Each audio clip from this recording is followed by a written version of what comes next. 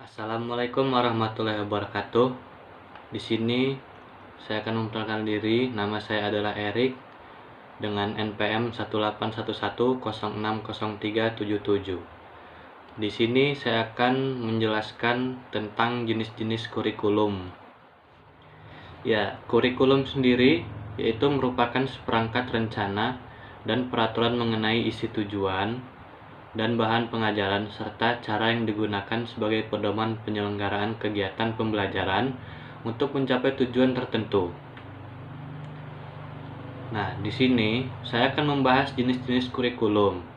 Kurikulum sendiri terdapat dari 3 jenis kurikulum, yaitu separate subject kurikulum, lalu correlate kurikulum atau kurikulum korelatif atau juga pelajaran yang saling berhubungan, dan juga ada integrated kurikulum atau kurikulum yang dipadukan.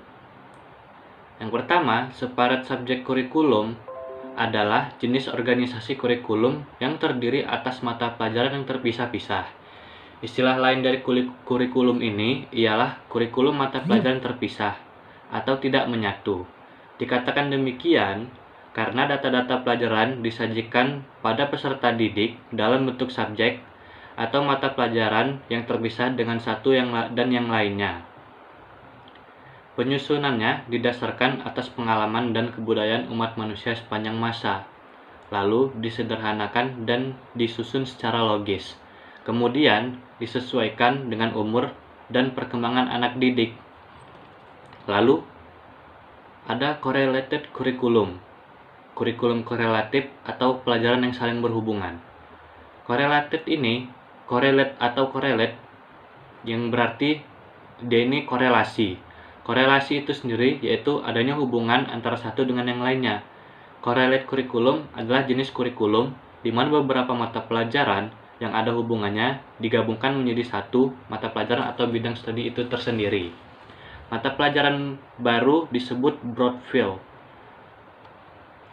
Penggunaan kurikulum ini mulanya digunakan hanya untuk sekedar menyinggung bahan mata pelajaran yang jarang ada kaitannya. Kemudian dikembangkan menjadi fusion atau broad field dalam arti korelasi dari mata pelajaran yang lebih luas. Lalu ada juga integrated kurikulum atau kurikulum yang dipadukan. Integrated kurikulum ini hampir sama dengan kurikulum korelasi. Kurikulum ini bahan ajarnya diberikan secara terpadu. Misalnya, ilmu pengetahuan sosial merupakan perpaduan dari beberapa mata pelajaran seperti sejarah, geografi, sosiologi, dan sebagainya. Jadi, kurikulum integrasi berarti jenis organisasi kurikulum yang dipadukan, yakni beberapa mata pelajaran disatukan atau dipadukan, dalam arti menghapuskan segala pemisahan dari bermacam-macam mata pelajaran yang lepas. Dengan kata lain, penyajian bahan pelajarannya dalam bentuk keseluruhan. Pada setiap kurikulum tentunya terdapat kelebihan dan kekurangan dari kurikulum itu masing-masing tersendiri. Nah, apa saja sih kelebihan dan kekurangan dari jenis-jenis kurikulum yang saya jelaskan tadi? Nah, setiap kurikulum yaitu dari separate subject kurikulum, lalu correlate kurikulum, dan juga integrated kurikulum pasti terdapat kelebihan dan kekurangannya. Di sini saya akan menjelaskan apa saja kelebihan dan kekurangan dari ketiga kurikulum tersebut. Yang pertama, kelebihan dari separate subject kurikulum. Yang pertama, bahan pelajarannya dapat disajikan secara logis, sistematis, dan berkesinambungan. Kurikulum ini bentuknya mudah dan sederhana, mudah direncanakan dan mudah dilaksanakan. Adapun kekurangannya yaitu perkembangan dan pertumbuhan anak tidak harmonis.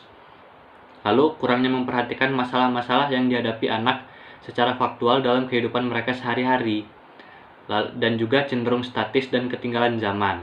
Lalu correlated kurikulum, kelebihannya adalah terdapatnya korelasi antara berbagai mata pelajaran yang dapat menopang kebulatan pengalaman dan pengetahuan peserta didik, karena mereka menerima secara tidak terpisah-pisah. Adanya korelasi antara berbagai mata pelajaran ini membuat peserta didik menerapkan pengetahuan dan pengalamannya secara fungsional.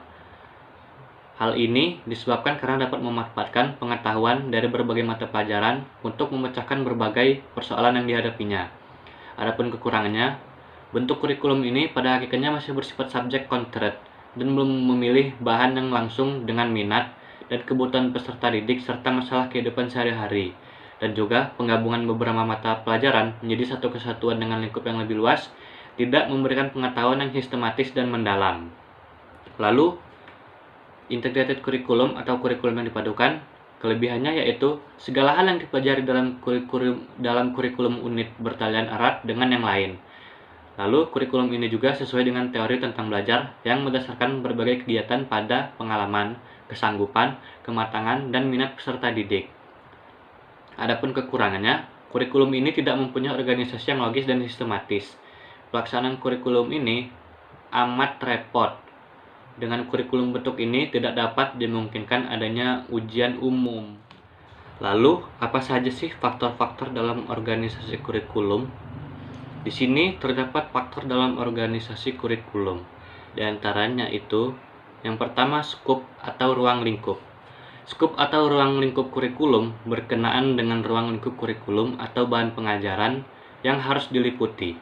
Skop menentukan apa yang harus dipelajari. Biasanya, yang menentukan skop termasuk sekuens atau urutan adalah para ahli pengembang kurikulum, dibantu oleh ahli disiplin ilmu yang bekerja sebagai panitia yang diangkat oleh pemerintah. Juga pengarang buku, penyusun program latihan yang khusus. Lalu, ada faktor sekuens atau urutan. Sekuens menentukan urutan bahan pelajaran yang disajikan, apa yang dahulu dan apa yang kemudian, dengan maksud agar proses belajar berjalan dengan baik. Sekuens berkenaan dengan dua hal, yaitu urutan isi atau bahan pelajaran dan urutan pengalaman anak dalam menghadapi bahan pelajaran tertentu. Lalu ada kontinuitas. Dengan kontinuitas dimaksud bahwa bahan pelajaran senantiasa meningkat dalam keluasan dan kedalamannya. Selanjutnya ada integrasi, adanya fokus bahan pelajaran terpadu berupa konsep, prinsip, masalah membuka kemungkinan menggunakan berbagai disiplin secara fungsional. Lalu ada keseimbangan. Keseimbangan di sini dipandang dari dua segi, yaitu keseimbangan isi, mengenai tentang apa yang dipelajari, dan keseimbangan cara atau proses belajar. Dan yang terakhir yaitu distribusi waktu, yakni mengenai berapa tahun suatu mata pelajaran harus diberikan, berapa sekali seminggu, dan berapa lama tiap pelajaran. Mungkin itu saja yang dapat saya sampaikan dalam video pembelajaran kali ini. Lebih dan kurangnya saya mohon maaf. Atas perhatiannya saya ucapkan terima kasih dan wassalamualaikum warahmatullahi wabarakatuh.